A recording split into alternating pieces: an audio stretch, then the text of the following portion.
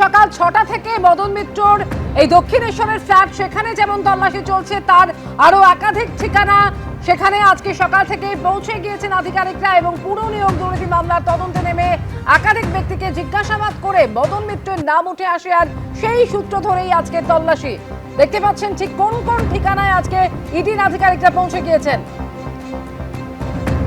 যদুবাবুর বাজার এবং সেখানেও একটি জায়গায় ইডির আধিকারিকরা তারা পৌঁছে গিয়েছেন, সেখানেও আজ সকাল থেকে চলছে তল্লাশি। সুকান্ত মুখোপাধ্যায় সরাসরি এই মুহূর্তে রয়েছেন আমাদের সঙ্গে। সুকান্ত, যদুবাবুর বাজারের পাশে মদন মিত্রের যে পার্টি অফিস রয়েছে সেখানেও বেশ কয়েক ঘন্টা হয়ে গিয়েছে, ইডি আধিকারিকরা কি এখনো রয়েছেন? একেবারে দেখো, প্রায় 8.5 ঘন্টা ইতিমধ্যে এই যে ভবানীপুরের 32B ধীরেন্দ্রনাথ ঘোষ রোড আমরা এখানে আছি। সকাল 6টা থেকে এখনো পর্যন্ত এখানে অভিযান চলছে এবং জানিয়ে রাখি যে মদন মিত্রের যে কটি সম্পত্তি রয়েছে বা ফ্ল্যাট রয়েছে তার মধ্যে কিন্তু ভবানীপুর যেটা তার পৈতৃক বাড়ি সেখানে তিনি রয়েছেন।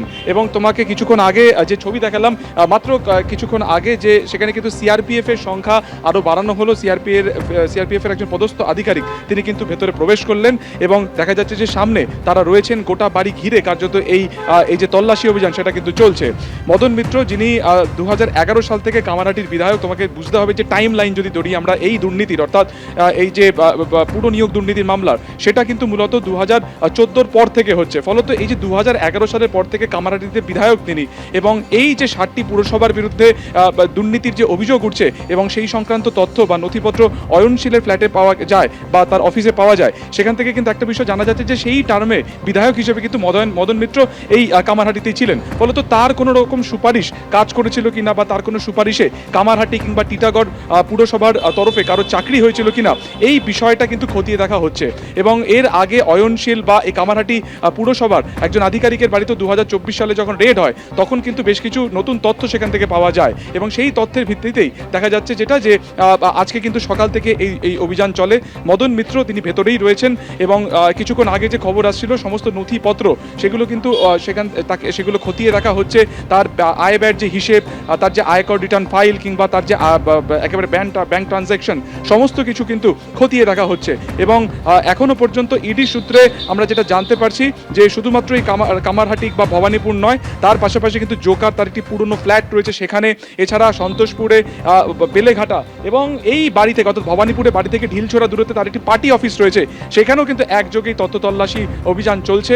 যখন পরিবহন মন্ত্রী ছিলেন মদন মিত্র সেই সময় সেই পার্টি অফিসটি কিন্তু ট্যাক্সি অ্যাসোসিয়েশনের ড্রাইভারদের একটা ইউনিয়ন অফিস হিসেবে সেটা ব্যবহার হতো, পরবর্তীকালে সেটা দলীয় কার্যালয়তে পরিণত হয় এবং সেই জায়গা সেখানেও কিন্তু একই রকমভাবে তল্লাশি অভিযান চলছে। মূলত যেটা তদন্তকারীরা বোঝার চেষ্টা করছেন যে সকাল 6টা থেকেই তল্লাশি অভিযান শুরু হয়ে গিয়েছে। বিভিন্ন দলে ভাগ হয়ে ইডি আধিকারিকরা তারা পৌঁছে গিয়েছেন এবং একযোগে মোট 8 জায়গায় সকাল থেকে চলছে তল্লাশি।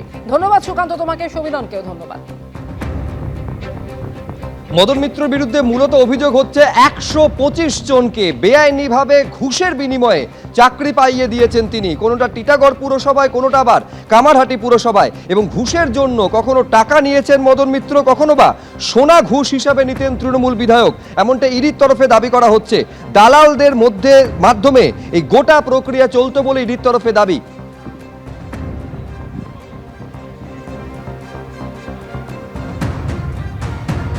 এবিপি আনন্দ, এগিয়ে থাকে, এগিয়ে রাখে।